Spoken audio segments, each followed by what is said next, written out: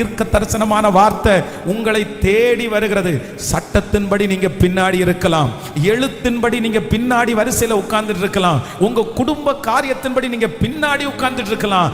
ஆனா ஆவியானவர் வாக்கு கொடுக்கிறாரு, நீ நம்பும் மகளே, நீ நம்பும் மகனே, உன் குடும்பத்தை ஒரு நாள் நான் முன்னாடி கொண்டு வந்து நிறுத்துவேன், உன் பிள்ளைய ஒரு நாள் முன்னாடி கொண்டு வந்து நிறுத்துவேன். ஆமென். எஸ், இது நடக்கும், இது நடக்கும். பின் பாளையத்திலே இருக்கிற அந்த ஹல்லேலூயா தேவனுடைய மனுஷனுக்கு அந்த அற்புதத்தை கர்த்தர் செய்ய முடியுமானால் எனக்கு செய்கிறதற்கு கர்த்தர் வல்லவராய் இருக்கிறார். ஹல்லேலூயா. சட்டப்படி வேதம் சொல்லுகிறது, தாவீது யார் அப்படின்னா இளையவன், எல்லாரிலும் இளையவன். வேதம் என்ன சொல்லுது?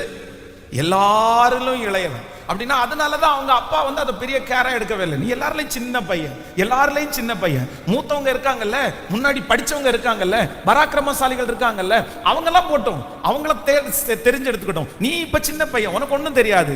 ஆனா வேதம் சொல்லுகிறது, எல்லாரிலும் கடைசி ஆனவனை ஆண்டவர் முதன்மையான இடத்திற்கு கொண்டு வந்து ராஜாவாய் ஆண்டவர் அபிஷேகம் பண்ணி இருக்கிறார்.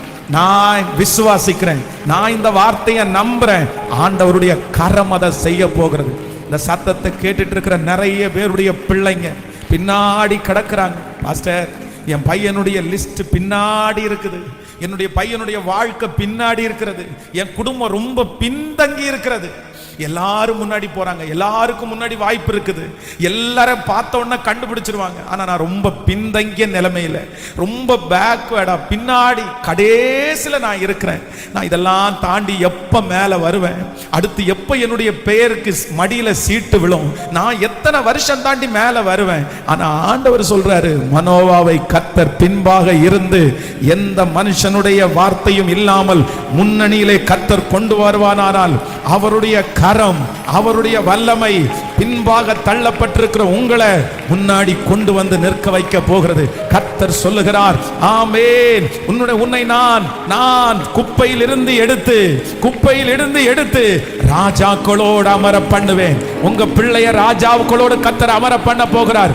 உங்களையும் என்னையும் கர்த்தர் முதன்மையான இடத்துல அமர பண்ண போகிறார். நம்புறவங்க கரங்களை தட்டி ஆமென், ஆமென், ஆமென்.